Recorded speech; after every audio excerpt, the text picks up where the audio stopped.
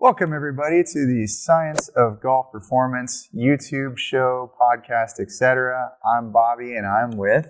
I'm Alex. And today we're going to talk a little bit about why your general fitness routine is not helping you out on the golf course.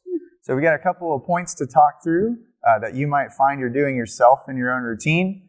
You might be frustrated because the ball's actually going shorter than it was a couple years ago. Mm-hmm. You're feeling exhausted out on the course. Mm-hmm. You're not getting those gains that you're thinking from all those hours spent in the gym. Right, Alex? Why not? Why not? So what is one of the first things that you really try to emphasize to all the golfers you work with, especially when it comes to like mobility training? Yeah, I think the first thing people do, they come in here and you do have to be mobile, right, to play golf. Mm-hmm. You do need to have a certain amount of mobility in certain places. I think the highest misconception, though, is the flexibility versus rotational mobility. Mm-hmm. And what's the difference? And why is it not as important that I'm able to touch my toes than it is to externally rotate my shoulders properly? So when they come in here, I try to emphasize that, it's not so much the general flexibility.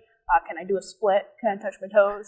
Why? I can do that, so why are we not hitting the ball further? No, I can't. Oh, wow. Okay, I was about to say, that's impressive.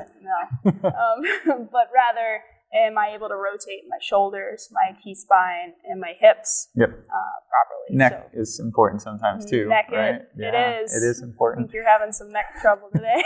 Yep. Not going to go play golf today because I can't rotate through my neck. Yeah, so that's a bummer. Important. It is very important. So I think knowing the difference between flexibility and then rotational mobility is important. Absolutely. That's one of the biggest things we try to help people understand. You can use our home assessment tools that we have. Maybe there's a link down at the bottom of this video. I know there's a link in the blog post that I posted about a month ago at this point that takes you to that home assessment. You can see how you did compared to other golfers your age, see if you're lacking in any of those areas. I guarantee you, if you are, it's going to have a negative impact on your swing. It's probably going to have a negative impact on how you feel, speaking from personal experience.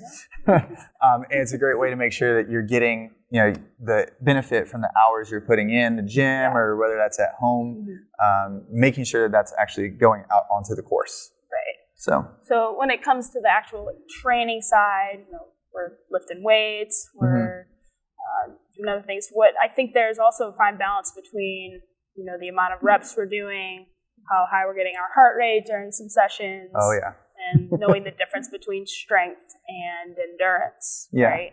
So I would say there's two different things on this point that are very important. When I take someone through like a program evaluation, say, I understand you're working out for 60 minutes 4 times a week and you're not seeing those results. One of the first things I ask about is how much cardio work are you doing? Right? I know the Peloton at-home bikes and things like that are super popular. Really popular right now. Really popular. And that is a total great thing to do for general health. Maybe we need to do a little bit more cardio. I know I do that. Maybe. But if you're doing too much, it can have some serious negative impacts on the course. It can fatigue your muscles. It can take, precious time away from other things you could be doing to get those golf benefits. What are some good guidelines for like how much cardio should I be doing in my program versus how much is maybe being detrimental? Right. Well, I think the first thing is a lot of those Peloton, they have their own like programs on them. So when you're doing them, it takes you through like an hour, and most of them are like high intensity. Really intense. So for 60 minutes, your heart rate is up in the higher zones, and you feel like you get a great workout after. People love it, and it's great for like general fitness. But that is probably the point at which it's too much to enhance the power side of things, the golf swing side of things.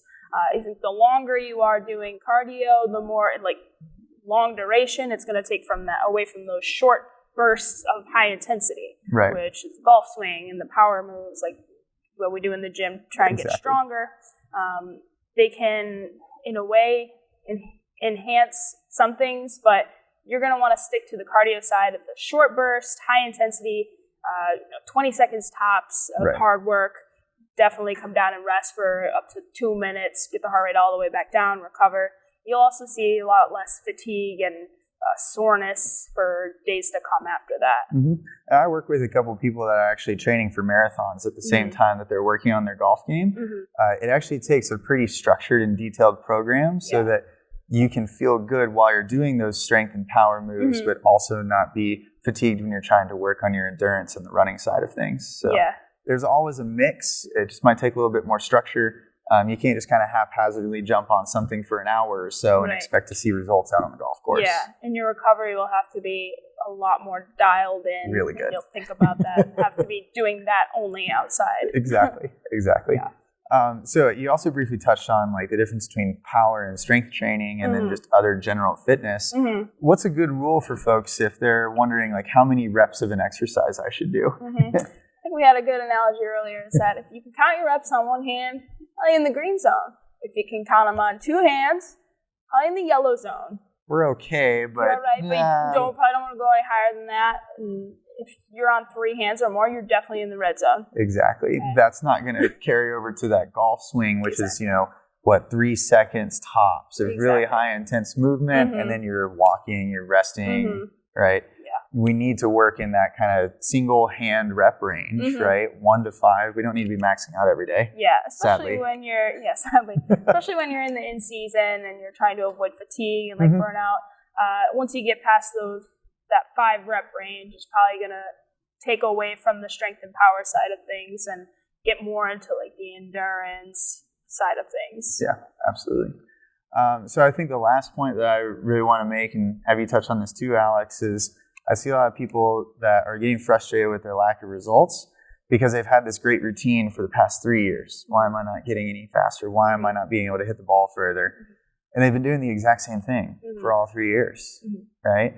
Now, it doesn't mean we need to change the workout every single day, right? Usually do bench on Mondays and squat on Wednesdays, right? But at least there's some differences in those workouts, right? You talked about in season, how it's important to not be tired and fatigued. What's a good way to know when do I need to change my workout up a little bit? Right. So I think that if you've been doing the same thing for over a year, the body adapts to the stresses put on it. So yes, you're going to have to, looking at the load that you're using, if you're lifting weights, like how much weight is on the bar, you're going to want to know how to bring that up, bring that down, depending on what season you're in. When you're not in season, might be a time to push the volume a little bit, build more of a base, maybe grow your muscles a little bit more. Especially the biceps, right? Yeah, lots of curls. But then in season, bring that back down, bring the weight up. But like if you're doing the same thing year round, same weights and everything. Same reps, same weights, same order, same exercises. Yeah, you can't expect to see progress. You may be able to maintain what you have doing that, but don't expect to see progress with that if you're not varying your load and changing things up and testing yourself and knowing how to go off those test results, how to change things. Yeah. So I think that pretty much covers like the 4 main reasons we see people's general fitness routine is not helping them out on the golf course. We have plenty of other reasons too, and we're here at Par for Success to kind of help you through all of those issues, right? We've got some information on our website. We've got a great YouTube library of exercises, of other roundtable discussions, mini-series, things like that. So if you have any questions, feel free to drop us a line. And if you like this video, hopefully you enjoyed Alex and I chit-chatting about this, throw us a like. Work on that neck rotation, right? Yeah. Oh, yeah. All right. And then we'll see you guys soon.